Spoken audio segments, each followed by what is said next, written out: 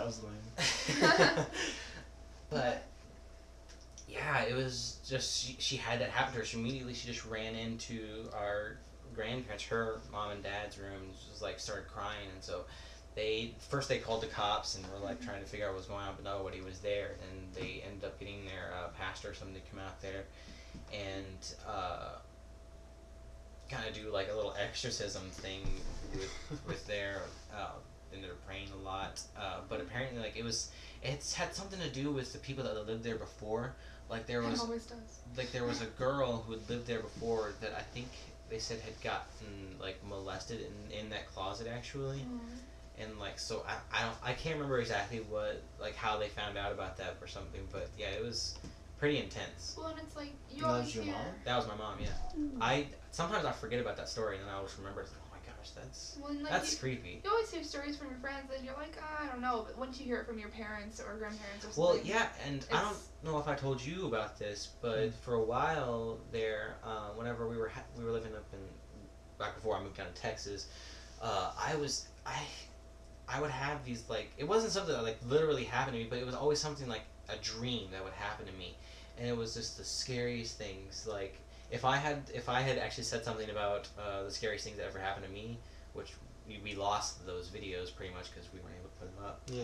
But the scariest things that ever happened to me were actually in dreams, just because it was like a series of different dreams that I've had, which in theme they're not really connected, but the way that they ended up playing out towards the end scared the hell out of me, and we're all very similar in just the way they felt to me, because like there was one where this is a recurring dream. I don't understand like why it would happen, but like I would be like playing with some action figures or something, and then like the action figures would come to life and start trying to hurt me, and I would like freak out about that, and then I was like no, because I would think that like the toys are possessed or something like that, and they were trying to get out to get me, something like that. But then a while back I had a dream. I was like, it was me and some other girl. I couldn't tell you who it was. It wasn't something that someone that I knew or anything. But apparently it was me and this other girl. We were married, I guess, and we had this kid, and we were in the bathroom, and the girl was like giving the kid a bath or whatever. And then in the dream, like the baby just disappeared, and the girl was like freaking out. I was like, where's the baby? And so we started like looking all around in this bathroom trying to find out where this baby is, and we could like hear it, like we could still hear the baby crying, but we couldn't see it anywhere.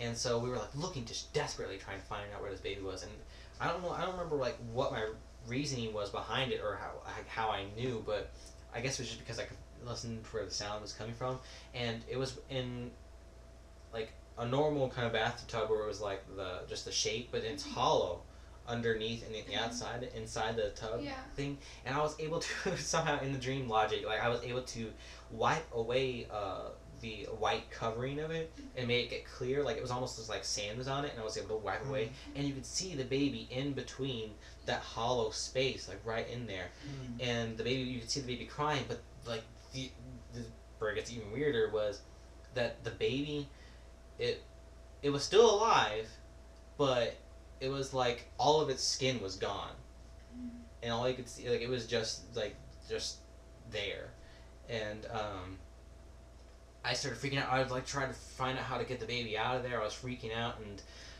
then I just started hearing this like maniacal laughing, like in the background, and I don't know if it was like a direct word or just like a sense of the feeling that I would get, but it was something like saying to me like, you'll never be able to get it. You'll never be able to have it back or something along those lines. And just, I don't know, I started praying in the dream. And it was at that point, all up to that, I was like, oh my gosh, I'm freaking out. But then this was the point where it started, like, it scared the crap, and I could not go out back to sleep after I finally woke up. But I started praying, in the dream, and immediately when I started doing that, I just felt this just enormous weight come down on my chest, and like it was like I couldn't breathe, and like I felt my vocal cords just like choke up, and I couldn't really talk. I could mouth the words that I was trying to pray, but I couldn't speak, and I couldn't do anything, and it was like I could feel something there was like almost like choking me and pushing me down, and I couldn't do anything about it, and like finally I can't remember what point like I finally just woke up, and like it was just terrifying, and I couldn't go back to sleep. And then there were a couple other times where I had, like I said, like different things would happen in the dream, but like it would seem normal, but then something would just twist just ever so slightly, like a look in someone's eye, and then I would just immediately notice like something's not right here, something's very, very wrong here, and then I would start praying in my dreams again, like like it was weird how I wouldn't wake up from noticing that something was wrong. I would just like it would go into prayer mode, and then immediately when I tried to do that, that feeling just came back again. I could never figure out what was going on with that, and it was. Well, I remember, okay, in our house, we have, like, this back room, and I've told Mitch about this, but, in Erie, there's a store called Shaheen's, grocery store, and Mark Shaheen, the owner, had a great aunt that passed away from pneumonia when she was, like, 4 or 5 years old. Well, they lived in our house before my grandpa moved in. Like, you know, her name was Kathy Shaheen, and she passed away of pneumonia in my dad's back bedroom, which is behind the bedroom, and, like, my brother, Jody, he's now 27 years old. When he was 4 or 5, around that age, he got pneumonia really bad, and that was his bedroom.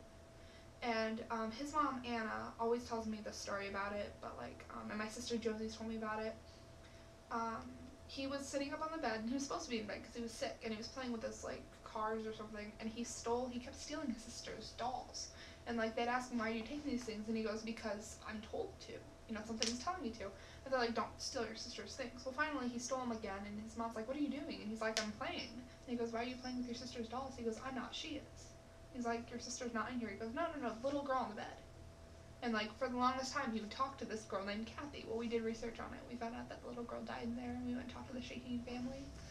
And then, like, my other sister, Melina, she's not the best person. She's kind of had a really rough life, of her own choices, of course, but like, she always tells me these creepy stories about like how she'll get drunk or something, or she'll get to where she's like not all there, and when she finally sobers up, like, there'll be dead birds everywhere. Like, she opened a closet and there was a shoebox with a dead bird. Somebody left them outside of her door. There was one in her mailbox. Just these like dead birds. And like, I don't know, that story always freaked me out from when I was little. And then every Halloween I have the same dream where like my whole family, my little brother passed away 6 years ago, and my little sister Jolene is 4. Right when Jalen passed away, I started having these dreams, and when Jolene was born, I stopped having them. Basically, my whole family would be in the floorboards, dead, cut up, whatever, in the floorboards of this building, and like, there was construction. We were doing construction on our house too, and like, it was almost like this big haunted house, and I walked down the basement stairs, and everything was flooded, and I kept walking down, and the water would be up here, and then I'd walk up another set of stairs, and everything would just look like drywall, and there's dust everywhere. Well, I came around a corner, and there's this long hallway, and that's where my family was, and I had to get to the other room, and like, I couldn't stop, and I got freaked out, and I ran out of the house, and once I left the door of that house, I turned around to look back, and it was just a big cardboard cutout of a big house. Like, here's a cardboard piece, and then just another little piece right here holding it up, like it was paper thin. And every Halloween, every single Halloween, or when I'm really sick, like, I would have that same dream, exact same dream, and I don't know. Yeah, I think It's weird how, like, our mind thinks, because... Yeah, I think that we could potentially have a podcast just dedicated to dreams, and just, like, because I have, for a while there, I was really into lucid dreaming. I think I told you about it. I actually heard from Corey. Yeah. Speaking of Corey, sorry. It goes with the whatever. He was telling me, I don't know, when we were just like up and talking about stuff that's happened to us, and there's like times when like there's all sorts of stuff that happened to that kid. It's crazy, but like he said, one night he was just sitting in his room, and like light bulb in his closet, like, would just, like, grow, like, brighter and then go off. And, like, you know, just, like, grow brighter and then go back to normal again. And then, like, he kept doing that. And he was doing that for, like, a few days. He was just like, whatever, just, you know, surge something. He doesn't care. And, like, one night, it grew really bright and turned red. And, like, it stayed like that for, like, an hour. And he was just, like, freaked out. He's like, what the flip is this? And then he said, like, he was just, like, just sitting there saying, you know, he hadn't done anything. He was like, the light, like, all of a sudden, like, started, like, buzzing almost. And the entire bulb just went bam. Just, like, blew up in his closet. He's like, holy crap, what is this? And he said he went through about 4 light bulbs, like, in the time he lived in that room before he got shipped out. And every single one just, like randomly, it would be fine, and then the light bulb one night would just, like, start doing the same thing. And, like, it was just... something wrong with the wiring. Yeah. I don't know, to turn the light bulb red? Well, if it's just, like, an incandescent one, it can get... I don't think it would. I don't know, I thought it was cool. Oh, I mean, it's different. Or, like, I don't know, it's amazing what our minds do in our sleep.